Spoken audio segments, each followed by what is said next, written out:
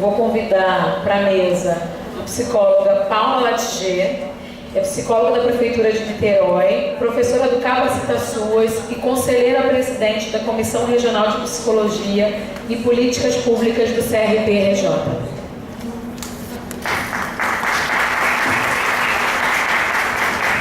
Vou convidar a psicóloga Carla Fellows, não sei se eu pronunciei direito, psicóloga e mestre em administração, docente do Capacita SUAS Rio de Janeiro e Minas Gerais, com 11 anos de experiência em gestão pública.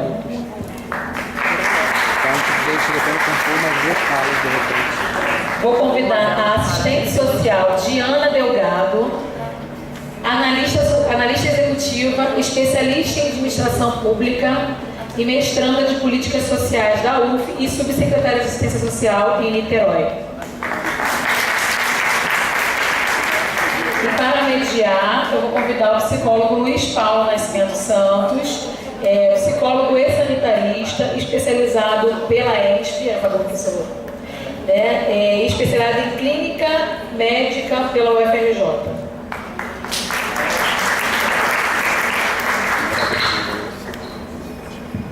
Bem, boa tarde ou bom dia mesa, bom dia também ao público. Queria agradecer a oportunidade, o convite da Juliana para participar dessa mediação. Vigilância assistencial é um tema muito importante na área do SUAS, principalmente para nós psicólogos que acabam não lidamos muito com dados, né? A gente tem uma competência gigantesca para registro, mas na hora de tabular esses registros a gente não tem na nossa área, né? Quando a gente está ainda na graduação, a disciplina que a gente menos gosta é aquelas disciplinas iniciais de estatística. Né? Então eu estou nessa área de vigilância há um certo tempo, depois que eu entrei no SUAS, por Nova Iguaçu, a minha formação vem na área médica. Na área médica eu trabalhava com os determinantes sociais em saúde, até que eu fui para os determinantes sociais em si, por exemplo, no SUAS. Hoje eu atuo com a vigilância, né? Pegando uma parte da busca ativa. Né? Hoje há uns 6 anos que eu não piso aqui na UERJ, na verdade, desde a minha formação, me formei aqui no 5º andar, se não me engano, medicina social, no 6º ou no 5º.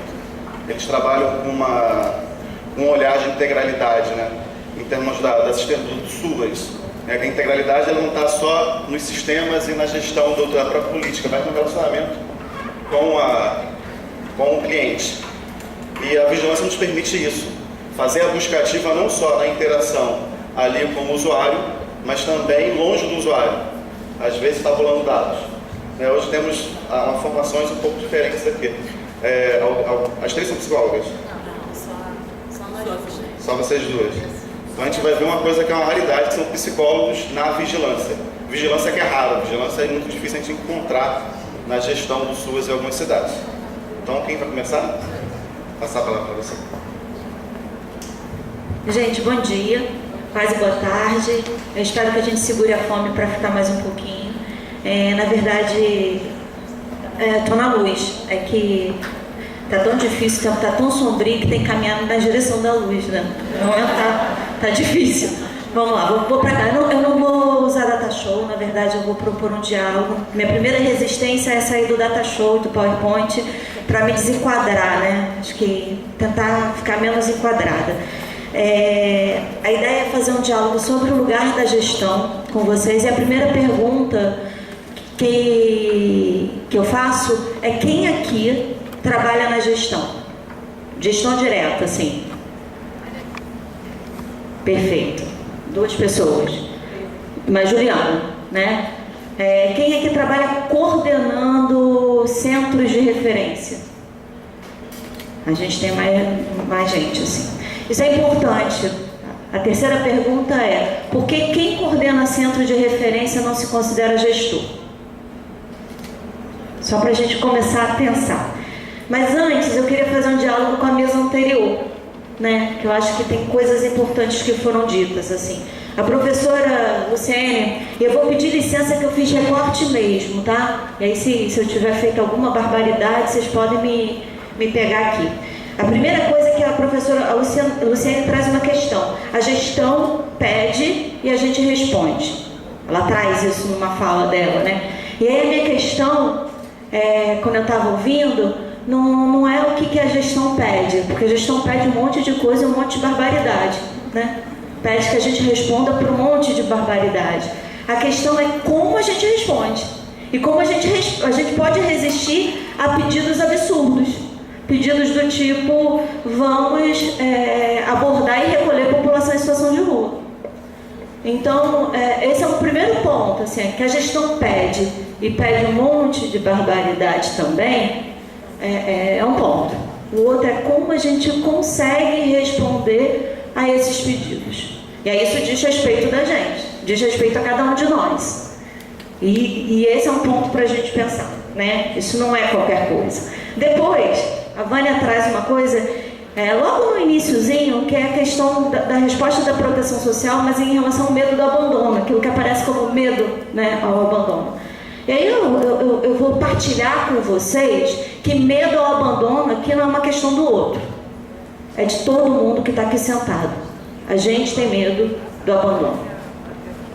E isso aparece para a gente na clínica, isso aparece para a gente no trabalho lá no SUAS. Vocês concordam comigo? Ninguém está protegido do abandono, né?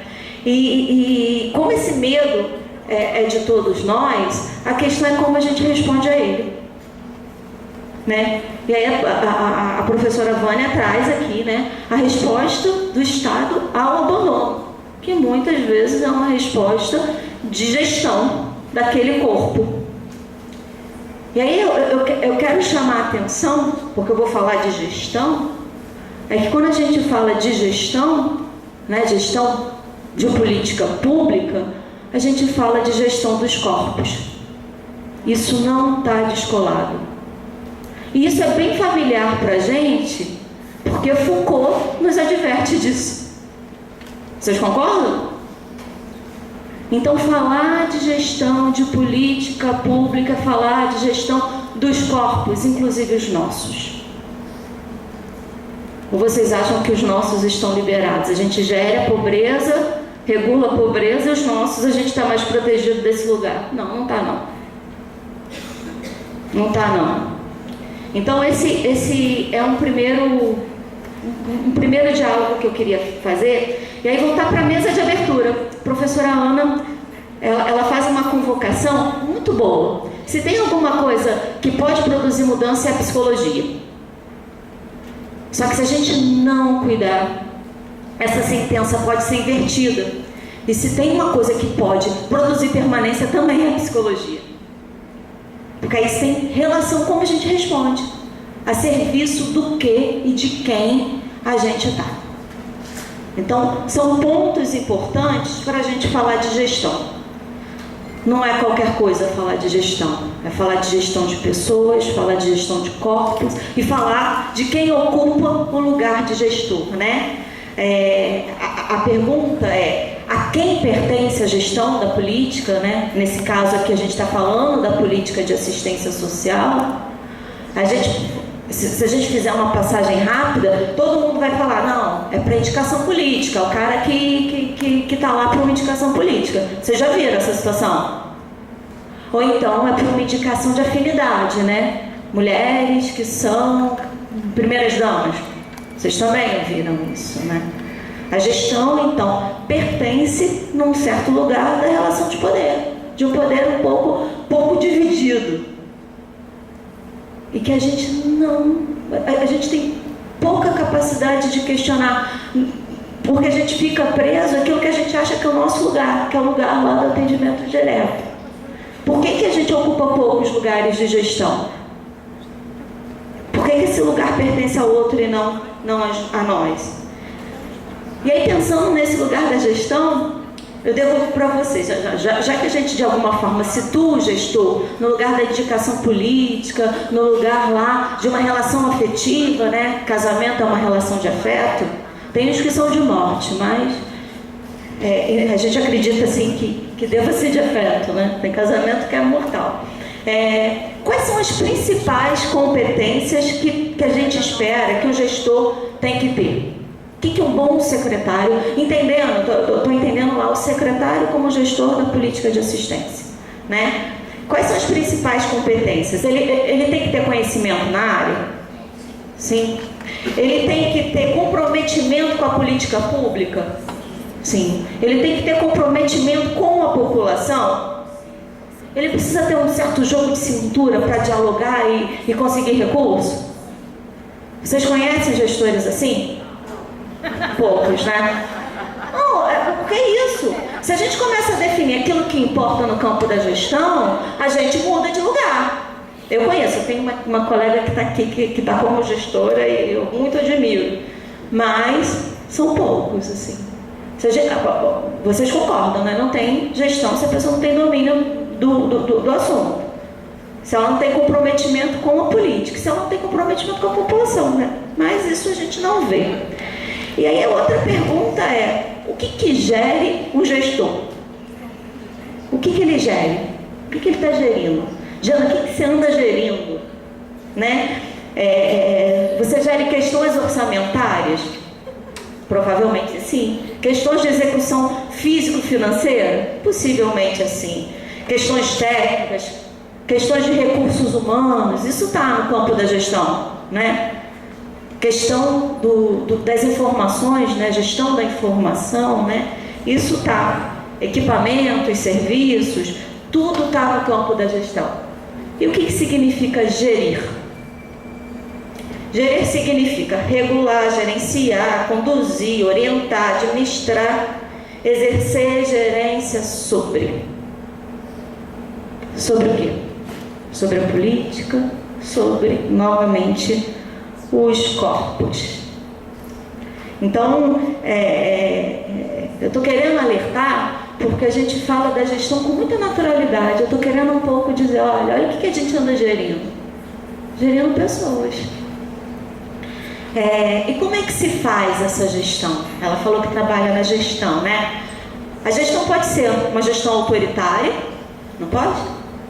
Pode ser participativa, ela pode ser centralizada ou descentralizada, concentrada lá no âmbito central, descentralizada, dando uma certa autonomia aos serviços. Ela pode ser legítima ou ela pode ser um golpe. E vamos combinar, de golpe é que todo mundo está sabendo. A gente está em época de golpe. Então, esse campo, qual é a gestão, como se faz a gestão, devolve para a gente qual é a gestão que a gente defende. E como a gente faz o enfrentamento em tempos sombrios, onde a gente precisa da luz, caminhar com a luz, assim.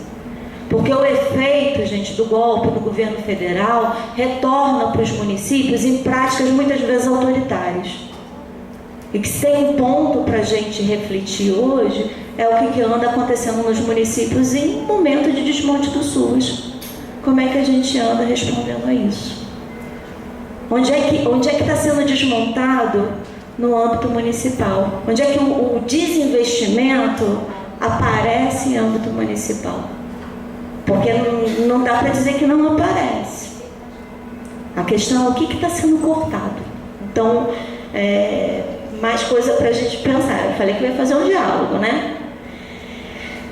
E aí, falando em gestão, a gente fala em interesse, né? Quais são os interesses que estão em jogo na gestão, né? A gente pode ter o interesse lá de garantir o acesso aos serviços daquela população. A gente pode ter o interesse de garantir o acesso aos direitos. A gente pode ter o interesse de garantir de fato uma proteção social, o bem-estar, justiça social. Mas a gente pode também ter lá como interesse, e pode ter as duas coisas juntas, o retorno político, o ganho financeiro. Isso aparece no nosso cotidiano de trabalho, né? E aí um ponto que quem já me ouviu falar, a Diana estava ali cutucando no meu ouvido, é como a gente divide isso, o lugar da gestão. A gente faz o quê? A gente diz, olha, a gestão e a ponta. Não é isso que a gente fala? Profissional que trabalha na ponta e profissional que trabalha na gestão. Não é assim que a gente faz essa divisão? E aí eu queria chamar a atenção o que significa ponta. Ponta é aquilo que está num certo extremo, né? Uma coisa fininha, a ponta da faca, uma extremidade, um canto. Mas ponta também é o papel no filme, aquela pontinha naquele lugar. Não é assim? O ator que trabalha, faz uma ponta no filme. Um ator que ele nem é protagonista, ele nem está como coadjuvante, ele é ponta. Esse é o lugar que a gente tem ocupado, o lugar da ponta. E aí eu queria fazer um convite. Que a gente saia da ponta.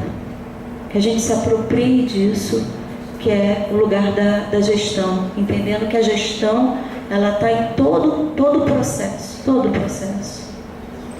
Quem gere, né? Quem está gerindo o trabalho é quem está lá no atendimento direto à população.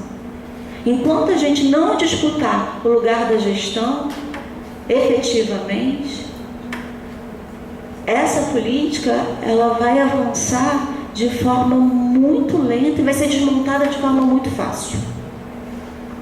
Porque a institucionalidade dela vai ser muito baixa. Então, eu acho que a gente precisa substituir o termo gerir pelo termo gestar. Porque gestar significa dar existência, produzir, causar. Eu acho que esse é o lugar que a psicologia pode contribuir muito, né, nesse papel. De verdade, assim, contribuir para aquilo que é o que a gente aprende. A gente escuta, né? A gente precisa poder devolver, pontuar, desnaturalizar o conceito de ponta. A gente repete isso, gente. Quem aqui já se autorreferiu assim? Eu sou profissional da ponta. Vocês já falaram isso, não já? Pois é, a gente reforça os lugares. A gente faz isso. E aí, a gente faz isso o tempo todo. E aí quando a gente fala de gestão dos corpos e vigilância, né? Vigilância é um termo bem delicado. Vigilância socioassistencial. O que a política diz da vigilância socioassistencial?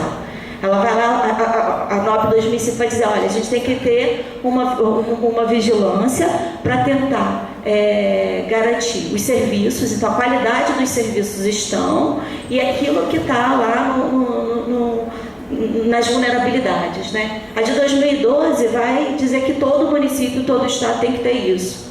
E aí depois vai dizer que trabalha com 3 conceitos, vai destacar: conceito de risco, conceito de vulnerabilidade e conceito de território. Então a vigilância ela acontece no território e aí a gente vai tentar monitorar a questão do risco e da vulnerabilidade. E aí eu vou um pouco já finalizar, porque a gente ficou com o tempo mais apertado, mas eu queria que a gente pensasse no conceito de risco. No mesmo documento que vai tratar da vigilância, vai falar o seguinte: olha, risco é aquilo que pode acontecer, um certo evento que pode estar acontecendo que a gente vai monitorar. E aí o mesmo documento diz, olha, a gente precisa meio definir que eventos são esses. Ele vai dizer isso. O problema é que normalmente a gente faz o que com o risco? O risco, quando aparece o risco, o medo, a gente autoriza o outro a exercer poder sobre nós. Em nome do risco, a gente recolhe pessoas. Em nome do risco. Em nome do risco, a gente autoriza a câmera em todos os lugares. Em nome do nosso medo, a gente autoriza a ação da política incidindo na regulação dos nossos corpos. Então a gente precisa, eu vou usar o termo vigiar, né? Esses conceitos e como é que a gente se utiliza dele.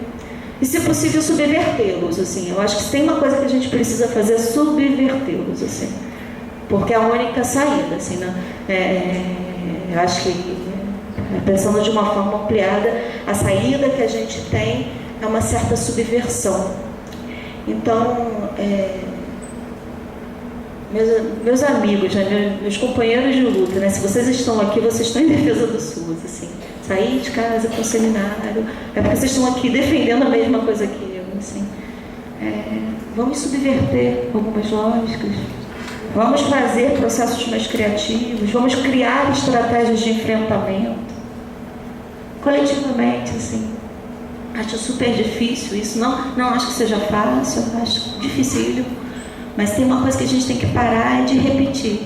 Então, acho que é um pouco isso, assim, um certo diálogo. Acho que a gente depois, vou falar pouco para poder ouvir, para a gente poder trocar, né? Porque a concentração da palavra também é concentração de poder, então, para poder partilhar isso.